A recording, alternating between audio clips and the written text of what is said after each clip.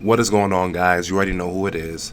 Trent Money, aka the Natty Daddy, here to bring you guys a quick life fitness vlog update, real quick.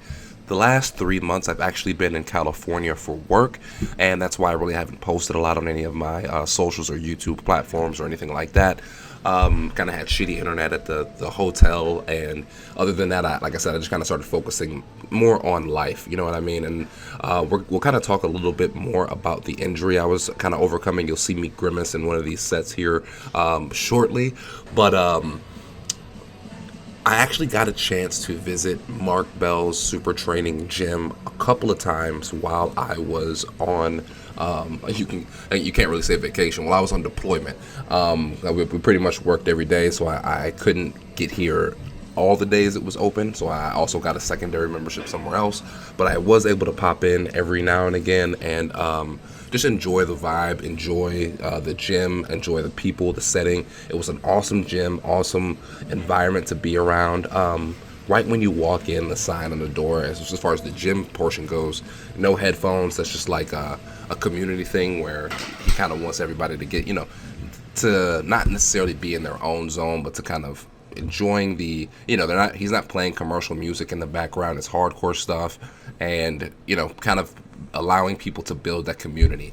Now, I didn't get a chance to meet Mark Bell himself, but I did to meet but I did get to meet his brother Chris, who was real cool, real welcoming in the gym, and also gave me some Mind Bullets, one of their products to try. I haven't got to try it yet. I'm going to do a specific review video for that, and got a chance to pick up some gear, some clothes, and meet a couple of other people. Shout out to the Barefoot Sprinter. That's his Instagram handle. I believe his name is Graham. He was a real cool guy. If you really want like information on getting healthier feet, kind of learn a bit more on the shoes or socks you may see me wearing a few videos, definitely check out his Instagram handle or maybe his other social media platforms. Shout out to another guy named Pandatron. Met him at the gym as well. He was just a welcoming guy. It looks like he was a powerlifter competitor of some sort, but he also just helped me out as far as the spot. Gave was, like I said, was just a welcoming guy. Now, I also got a chance to meet Nsima. He's kind of a part of that like Mark Bell, Nsima, Andrew Z trio they do for the podcast, but I met him actually at the Jiu-Jitsu studio, Cassio Warnick, in Sacramento as well. So he's not here on this video or anything like that, but shout out to him, real cool guy. I only met him for a very brief moment during Jiu-Jitsu. I was introducing myself. I think he assumed I was trying to roll with him, so I think he was trying to keep it brief, which I did eventually want to roll with him. I wasn't trying to like force it then. No, I just kind of wanted to meet him. But again, seemed like a real cool guy, and hopefully I get a chance to meet them again, and hopefully I'll get to roll with him next time. Overall, though, it was a good experience. Mark Bell actually doesn't even charge a membership for his gym. It's only open like 2 days during the week and 2 days during the weekend, but because they still do their other business stuff out, in the same warehouse and everything like that. But yeah, no, that's inspiring, because as a person who wants to own or run or a gym someday, or kind of wants to be at least a part of something like that, when you look into it, you realize like, hey, unless you build like a mecca, this isn't going to make you rich. It might sustain itself, may make a little bit extra, as far as just your lifestyle and being able to at least sustain your life maybe.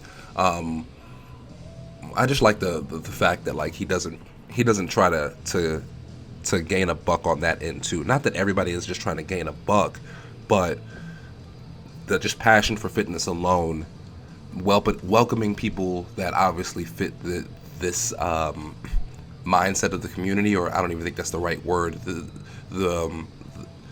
This gym is obviously specific for kind of a certain type of people. You know what I mean? Like, you're not going to probably see your regular everyday person go here. They might, but this is a place open for the people who want to be here. You know what I mean? And I think that's pretty cool. So shout out to Mark Bell, shout out to Chris, shout out to all those guys. So a couple of the guys that I met there. But yeah, Moving on to the injury portion of this thing.